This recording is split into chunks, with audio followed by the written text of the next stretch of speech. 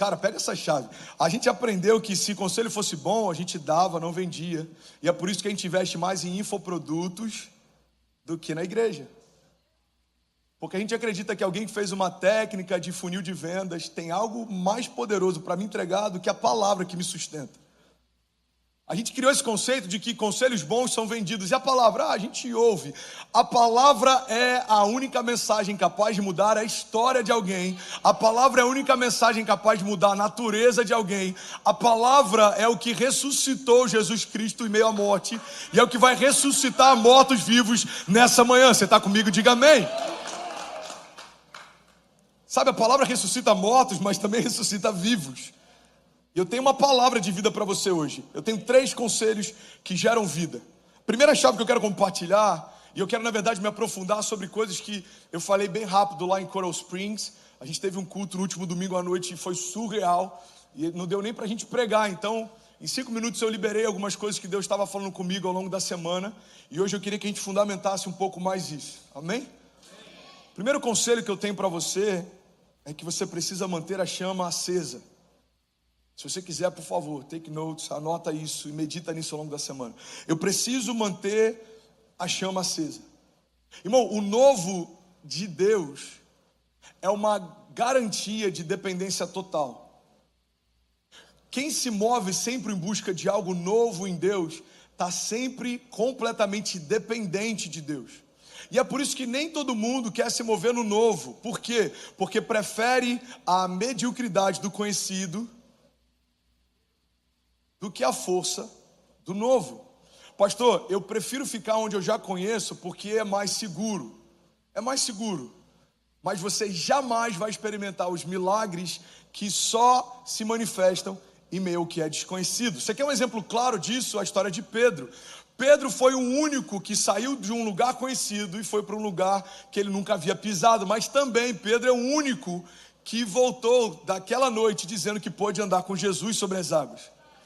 O barco pode ser um lugar mais seguro em alguns momentos, mas não existe nada mais extraordinário do que estar correndo riscos ao lado de Jesus. Então eu queria que você guardasse isso. O lugar mais seguro que você pode estar é correndo riscos com Deus.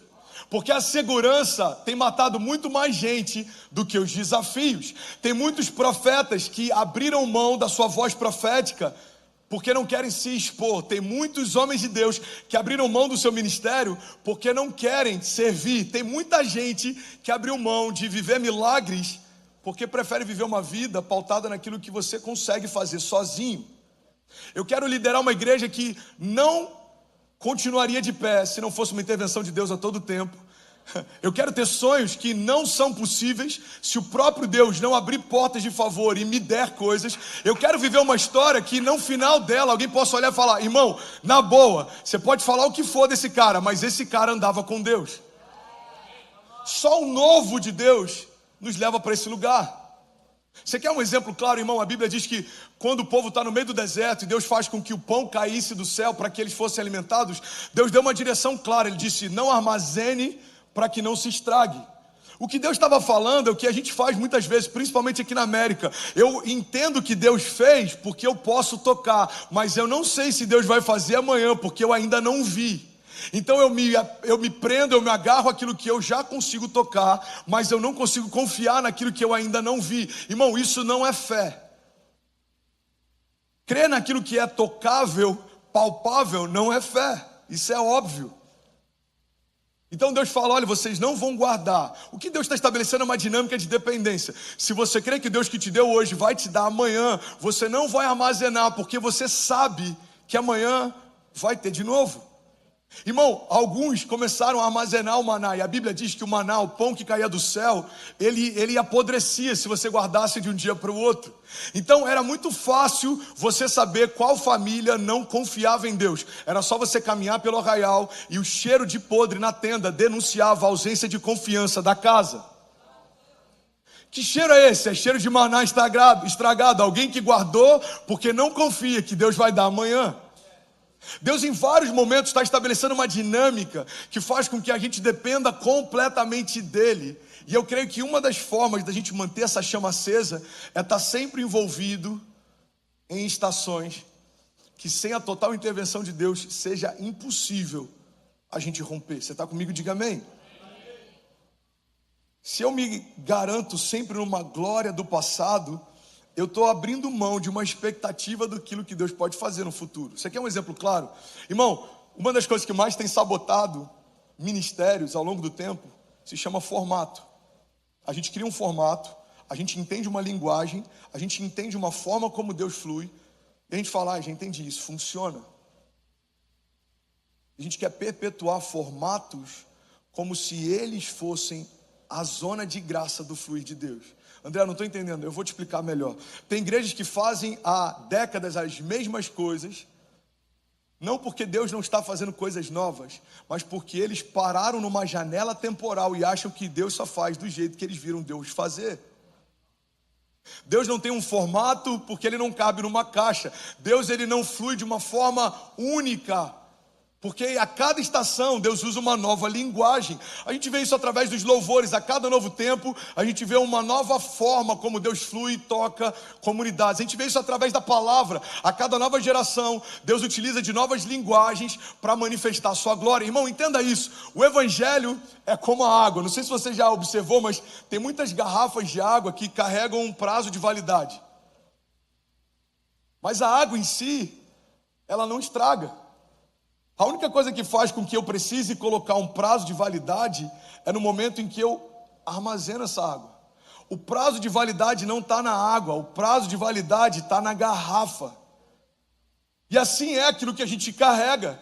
Por mais que Deus mude de tempos em tempos a linguagem, aquilo que a gente carrega continua sendo o mesmo. Então entenda isso em nome de Jesus. Deus vai fazer algo novo à medida que você permite que Deus faça algo novo. Tem gente que não vive o novo no casamento porque não consegue se lançar no novo. Tem gente que não vive o novo no ministério porque não consegue se abrir para o novo. Tem gente que não vive algo novo na América porque não consegue se abrir para o novo. Irmão, tem gente que está aqui, e se você perguntar algumas coisas em relação à cultura americana, ele não sabe. Mas se você perguntar o último capítulo da novela das 9 da Globo, ele vai te responder. Transicionou de nação, mas não transicionou de cultura, nem de geografia, nem de mentalidade. E nada contra, ok? Eu só não vejo muito sentido querer estar numa nação diferente, consumindo a mesma cultura, tendo o mesmo tipo de relação e fazendo sempre o que eu fazia. Você só mudou por causa do PIB daqui? Ou você mudou para construir algo aqui? Você só mudou porque aqui é um pouco mais seguro? Ou você se mudou para cá porque você entende que Deus te chamou para construir algo novo aqui? Porque, irmão, se a gente construir um gueto brasileiro dentro da América, é como se a gente tivesse feito uma embaixada dentro de uma nação estrangeira. Deus não nos chamou para construir algo para dentro, Deus nos chamou para construir algo para fora. Então eu estou aqui há 20 anos, eu não falo a língua daqui, eu não conheço nada daqui, eu não tenho relações com ninguém daqui, eu só tenho amigos brasileiros, só me alimento de cultura brasileira. Isso é um problema? Depende do que você carrega. Se o que você carrega dentro de um gueto está bom, amém. Mas se o que você carrega pode tocar uma geração, você precisa se mover no novo. Você está comigo? Faz sentido para alguém? Eu lembro de um testemunho que eu li num livro, que eu achei interessante. Um pastor da Califórnia, ele disse que quando ele era jovem, ele chegou em casa e tinha pegado fogo na casa deles. A casa estava toda cheia de fumaça e eles entraram para tentar salvar algumas coisas. E aí quando ele entrou, uma cena marcou ele para sempre. Ele falou que na lareira da casa, no centro da casa, ficavam os troféus do irmão dele. E quando eles chegaram, estava tudo queimado, só tinha metal retorcido. E o irmão dele estava desesperado só por causa dos troféus. E ele chorava copiosamente, ele estava desesperado. E aí a mãe dele, tentando consolar o irmão, falava: fica tranquilo, a gente vai fazer tudo de novo. Fica tranquilo, eu vou mandar fazer troféus novos. E ele diz que aquilo para ele foi um milestone, foi um marco. Aquilo mudou algo na vida dele, porque ele olhou para a cena do irmão e ele teve um insight. Ele falou: se em algum momento da minha história a glória do meu passado fizer mais sentido para mim do que a expectativa do meu futuro, a minha jornada perdeu o propósito. Irmão, pega isso em nome de Jesus. Quando eu falo sobre mantermos a chama acesa, você sabe qual é a garantia, o dispositivo de segurança que Deus estabeleceu para que a gente mantenha sempre o nosso coração queimando? É que a gente esqueça o que já viveu de bom no passado, a ponto de entender que Deus tem algo novo e bom para fazer no presente. É para que a gente celebre aquilo que Deus já fez no passado, mas para que a gente entenda que Deus também quer fazer coisas boas e novas no presente. É para que a gente dê testemunhos de milagres que Deus fez no passado, mas a gente não se esqueça que Deus também tem novos testemunhos e milagres para fazer no presente. É para que a gente não se agarre à fé dos nossos avós, mas entenda que nós também teremos os nossos testemunhos de fé.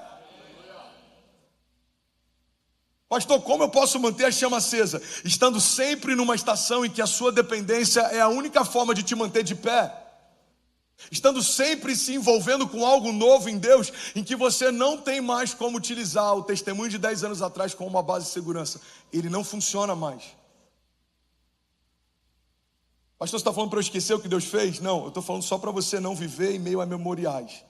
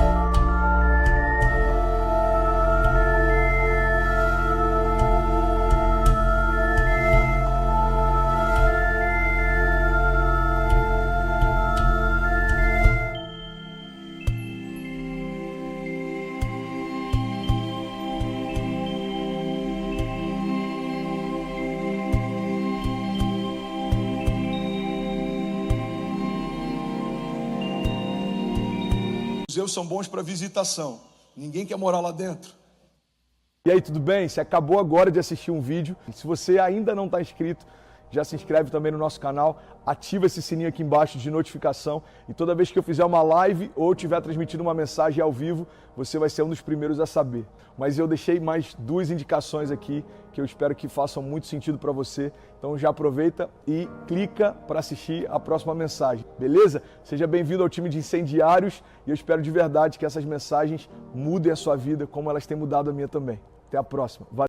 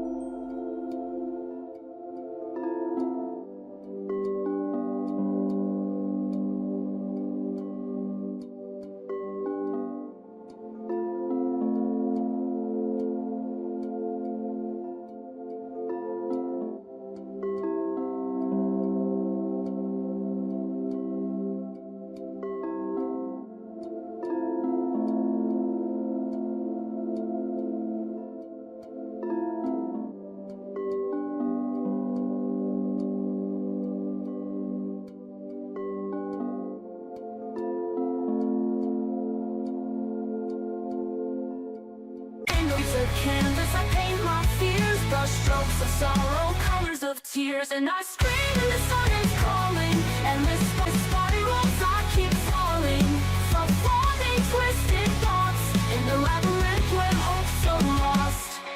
Muffled cries through the paper thin, walls of secrets where lies begin, false promises laced in sickening sweetness, fragile shells hiding endless bleakness. The cold wind softens, the rain subsides, hope's embers flicker, no longer heights, fading